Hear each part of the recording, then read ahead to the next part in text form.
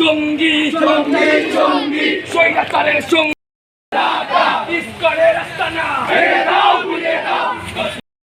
বিশ্বের 14 থেকে 15 দেশে নিষিদ্ধ, বিশ্বের 14 থেকে 15 দেশে নিষিদ্ধ হতে পারে, আমার দেশে কেন নিষিদ্ধ হবে না? না না।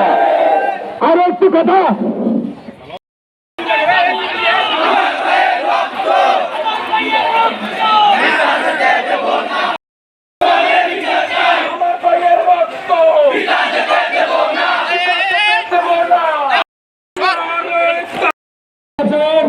আসলে একটা স্বৈরাচার এই বাংলাদেশ, আমরা জানেন গত 17 বছর বাংলাদেশে কিভাবে সে বিভিন্ন ভাবে অরাজকতা তৈরি করে, অরাজকতা সৃষ্টি করে, আমাদেরকে এক একবার রাসেল ভাইপার, এক একবার এটা, এক একবার এটা দিয়ে আমাদেরকে বেকার বানিয়ে রেখেছে।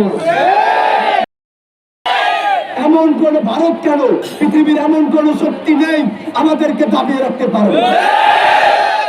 আমরা দেখতে পেয়েছি ইসকনকে নিষিদ্ধ করে দাবি করার পর ভারত সরকার এদেশে চাপ সৃষ্টি করতে চায়। আমরা জানিয়ে দিতে চাই, সমগ্র পৃথিবী যদি আমাদের বিরুদ্ধে হয়, স্বৈরাচার পালিয়ে গিয়েছে, কিন্তু তাদের কিছু বইকে এখনো রেখে দিয়েছে আমাদের দেশে। তারা যে কোনো মূল্যে, যে কোনো চক্রান্তে আমাদের ভিতরে একটি দাঙ্গা সৃষ্টি করে এই দেশে নৈরাজ্য সৃষ্টি করার চেষ্টা করতেছে। কিন্তু আমরা ছাত্র জনতা সবসময় সুযোগ আছি। এই কাহিনী আপনি করতে পারবেন না বুঝার ভারতে থেকে। আমরা ছাত্র জনতা এটা হতে দেব না। আপনি কি ষড়যন্ত্র চালাচ্ছেন? সবাইকে পেছনে কথা বলতে চাই, আমাদের আজকের যে মিছিল, আজকের যে সমাবেশ, আজকের যে আমাদের প্রতিবাদ সভা, এগুলো সনাতনীদের বিপক্ষে, সনাতনীদের বিরুদ্ধে আমরা কোনো কিছু করছি ভাই।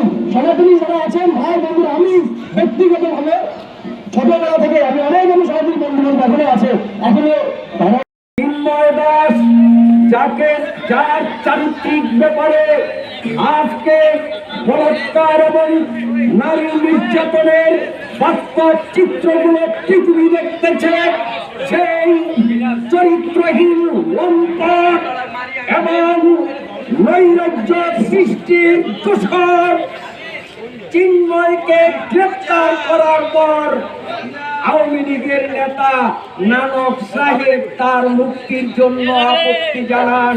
এতে প্রমাণ করে যে নানক মানে আওয়ামী লীগ ভারতের দালাল।